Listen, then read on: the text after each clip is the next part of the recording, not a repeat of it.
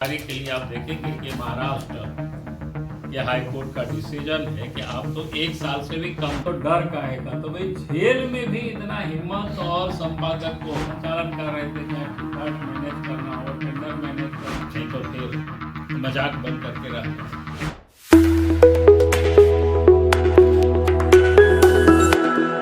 राज्य के महामहिम राज्यपाल से संवैधानिक व्यवस्था को मजाक बनाने से बचने का आग्रह करते नजर आए बाबूलाल मरांडी।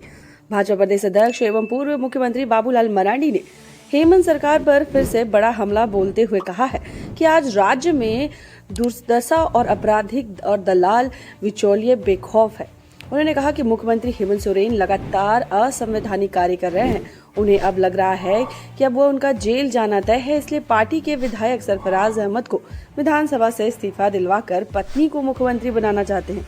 उन्हें यह भी कहा कि उनकी पत्नी आरक्षित सीट से विधायक नहीं बन सकती।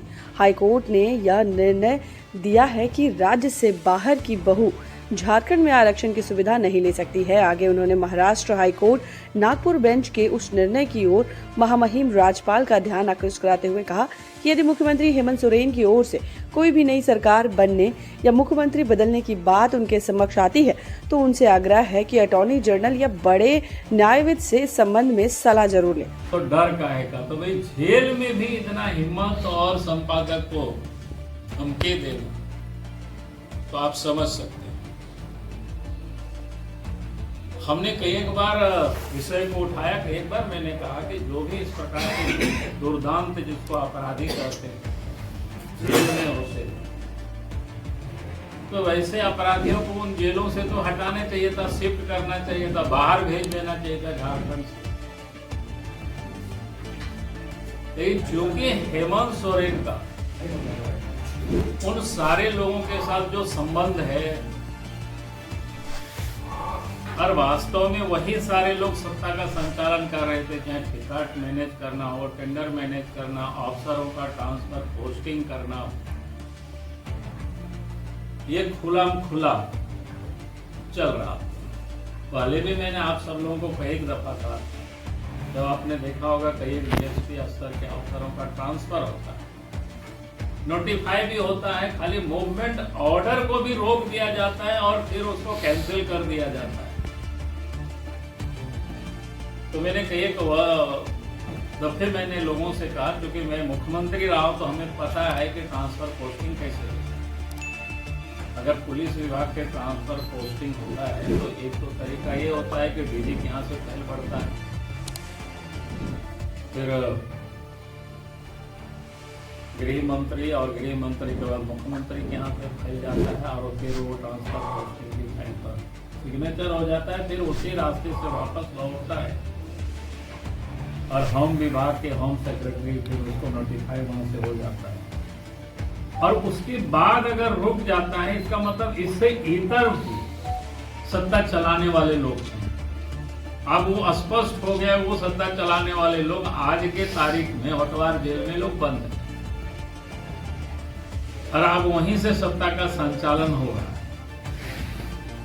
और इसीलिए हेमंत सोरेन भी उसके ऊपर कोई कार्रवाई नहीं करती है।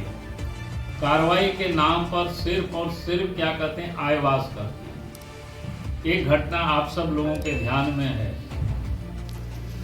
हमें जानकारी मिली कहीं से और हमने उस पर प्रेस कॉन्फ्रेंस की, हमने सरकार को लिख के दी, तो सरकार ने एक जस्टिस के लिए रिटायर चीफ जस्टिस के नियोग मैंने जज के नियोग अध्यक्षता में एक कमीशन गठित किए सिंगल, और फिर बाद में उसको क्लीन चिट दिया। हमने कहा कि भाई अगर आपको इसी प्रकार से करना रफा दफा, तो मेरा आज भी कहना है कि इस प्रकार के मामला आप छोड़ दीजिए जुडिशियरी कमीशन। पुलिस विभाग में भी कई अच्छे ऑफिसर हैं जो कभी जिंदगी में लोग अपने लिए पद और के लिए लोगों ने पैरवी नहीं की। मैं व्यक्तिगत रूप से जानता हूँ, तो हमने कहा था कि मुरारी लाल मीणा है, अनिल पाल्टा है, ऐसे लोगों की अध्यक्षता कमेटी बना करके आप जांच करा दे और वो लोग जो फैक्ट और फाइंडिंग देंगे, उसके बाद अगर मेरी बातें गलत हो जाएगी तो फिर जो हमको कहेगा कि मैं सजा भुगतने को तैयार हूँ। लेकिन कम से कम राज्य में इस प्रकार से जो गड़बड़ी हो रहा है, ये तो इनको रोकनी चाहिए। तो हम कह रहे थे कि सभी काम या असंवैधानिक ही काम कर रहे हैं। अभी भी आप सब ने देखा होगा कि जब मुख्यमंत्री को लगा कि आप तो हम जेल जाने के आप करीब के रास्ते पर हैं, तो मैंने देखा कि एक विधायक को, गांडे से जो विधायक सरफराज अहमद से, उनको रिजाइन करा।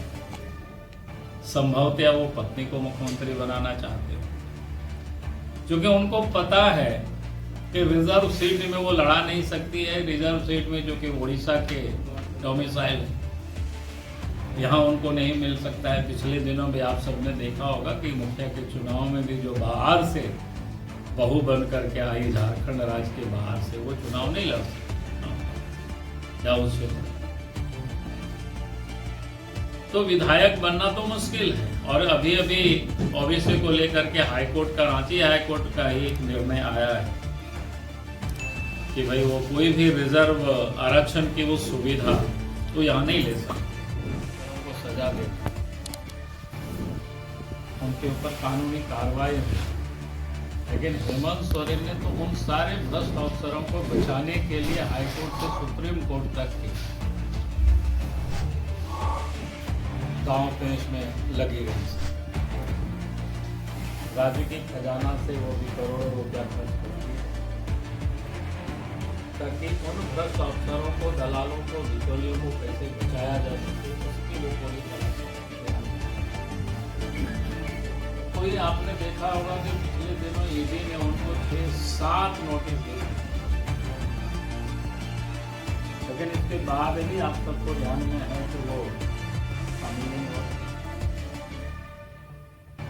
उल्टे कह रहे हैं कि हमको परेशान किया जा रहा है, कराया जा रहा है।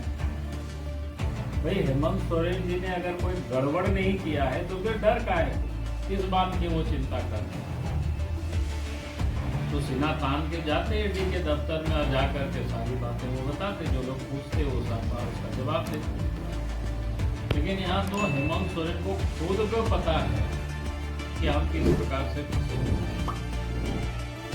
क्योंकि उनको तो पता ही है कि उन्होंने जो गड़बड़ किया है तो उसका सजा तो उनको मिलना है, ये उनको खुद पता है।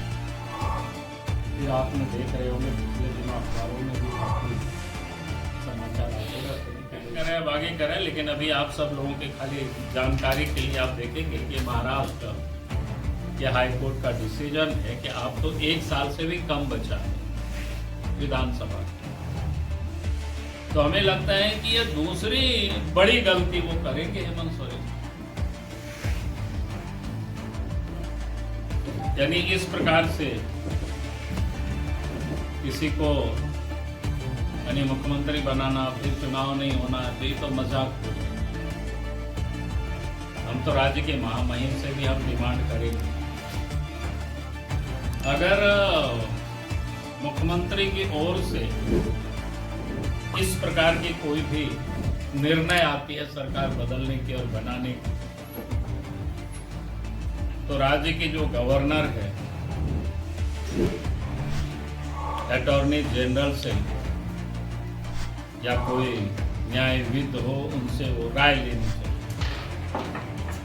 तो अगर ये सारी चीजों को करेंगे तो मुझे लगता है कि भारत की या देश की जो संवैधानिक जो अधिकार है या फिर उसको बचाया जा सकता है, नहीं तो फिर मजाक बन करके रहा।